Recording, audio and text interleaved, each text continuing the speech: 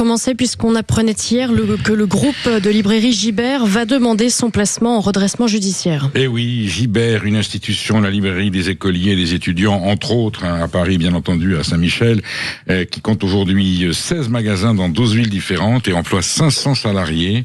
Eh bien, face au recul du livre neuf, et ça fait partie de tout ce que l'on commande dans cette actualité, les fondements de la lecture, on en parlait hier avec Luc Ferry et avec d'autres personnalités, eh bien le déclin de cette vente du livre neuf fait que Gibert est au bord du dépôt de bilan et va demander sa mise en redressement judiciaire face à cette crise. C'est un symbole et c'est un symptôme.